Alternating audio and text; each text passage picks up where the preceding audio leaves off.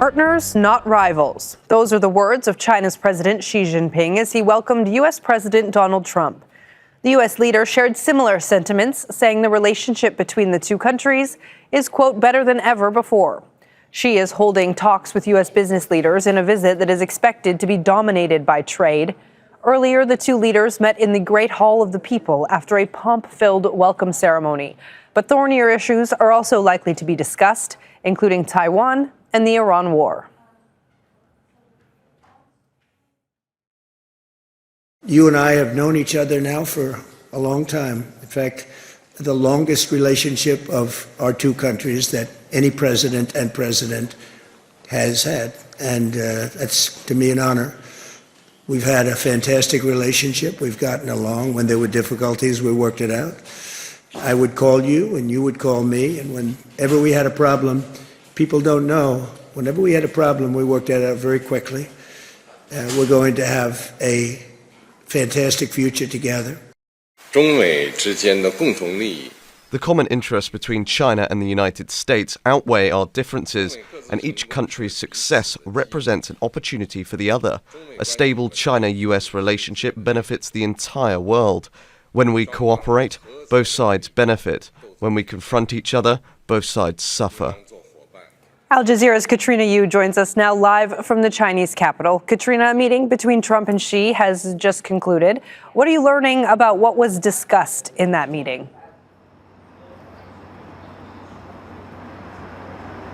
Well, we've just had a readout released by Xinhua Chinese state media talking about China's perspective about what was discussed in that meeting that lasted just under 3 hours.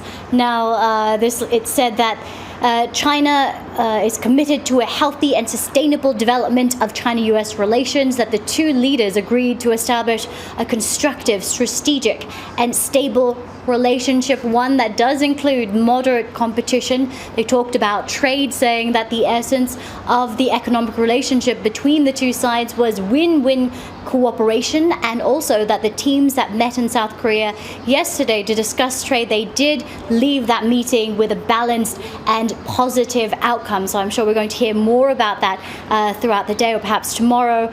Also, Trump, before he left, he said that he wants China to open the door wider. That apparently was discussed, because in the statement it says that China's door is opening to the US and it continues to open wider, and that they agreed to cooperate in the areas of trade, health, agriculture, tourism, culture, and law and order.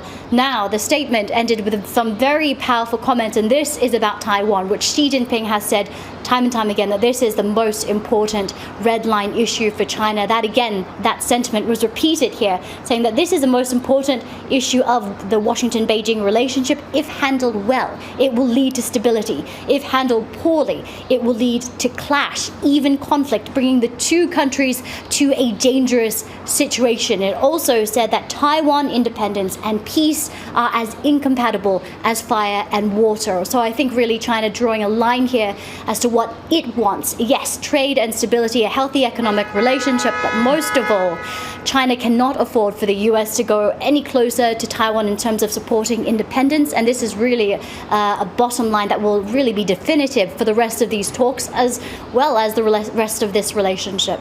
And Katrina, as we've been watching these meetings throughout the day there in Beijing, you've been reporting about things like how difficult it was for China when the president brought in all of these tariffs relatively unexpectedly on some of its trade partners. So I wonder what China will consider wins or successes in these meetings. Does it want concrete assurances on things like trade? What will count as a success for China coming out of this state visit? I think we've seen already from both sides that trade is dominating these discussions, and it likely dominated the discussions this morning as well. For China, I think it wants certainty. That's what all businesses want and what all managers of any healthy economy want, some certainty. It doesn't want any new duties, any surprises that will have a bad effect on trade flows, investment. It wants all of that to continue and ultimately to inject some momentum into China's stubbornly slowing economy. It wants to raise confidence not only for Chinese firms but for businesses around the world who are seeking or questioning about how much of a good idea it is to do business with China. So I think some sort of ratification or some sort of confirmation that a trade deal, stabilization of those trade flows is happening will be seen as a win for China.